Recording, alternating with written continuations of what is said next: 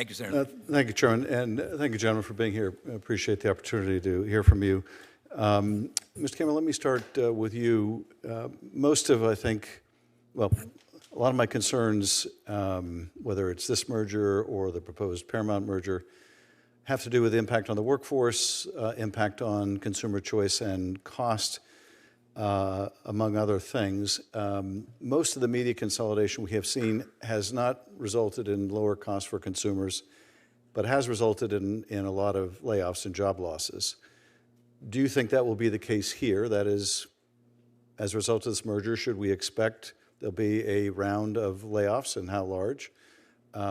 Should we expect consumer prices to go up? And if not,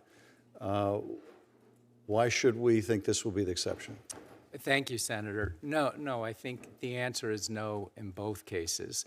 One of the reasons that the Netflix offer appealed to us so much at Warner Brothers Discovery is, to Mr. Sarandos' point, that they don't have the type of film studio and film distribution infrastructure that we do today.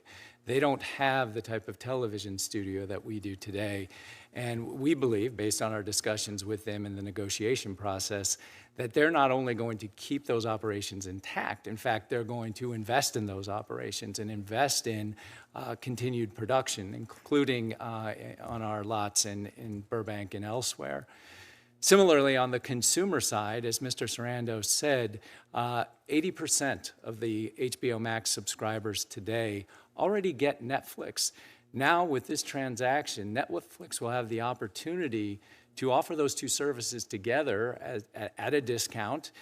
In addition, they'll have the opportunity to take our content and the HBO Max content and put it on the Netflix platform, which they've invested in over 20 years. It is the best technology platform available to consumers. It is superior to the platform we have. I think that, too, will be very pro-consumer. And Mr. Sarandos, let me ask you about a couple of things, and I know we discussed part of this already, but Good to see you again. Good to see you too.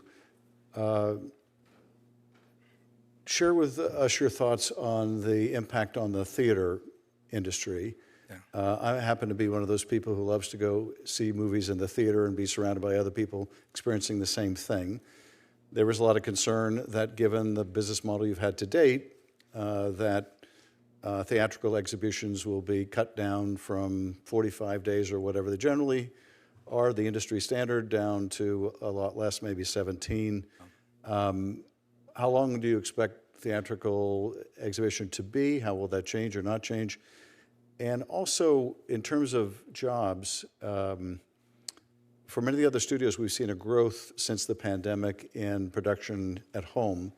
Netflix has been a bit of an outlier, though, where we've seen more production move overseas. Now, I know you're building a new facility in New Jersey, but what accounts for the production shift, the greater production shift we see of Netflix to production overseas, and how do you think that'll be affected by this? Well, thank you for asking, Senator. And let me work backwards on the question.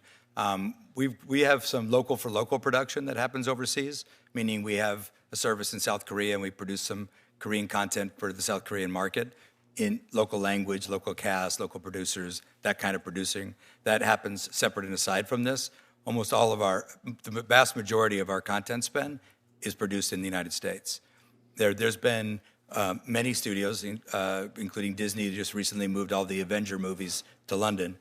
By way of example, there's production incentives that draw production away.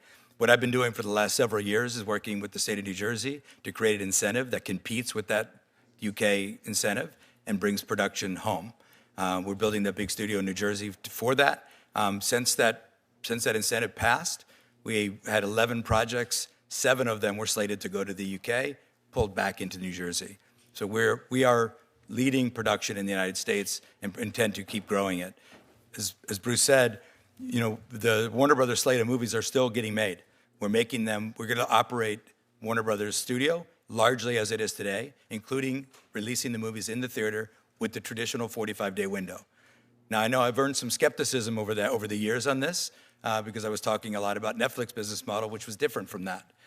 We didn't own a theatrical distributor before. We do now, and a great one. They did $4 billion in box office last year. So that's all baked into the price of this company that we're looking at, and we want to keep that going and invest further in that. So this will continue to push up those jobs that we talked about and push up that production primarily in the U.S.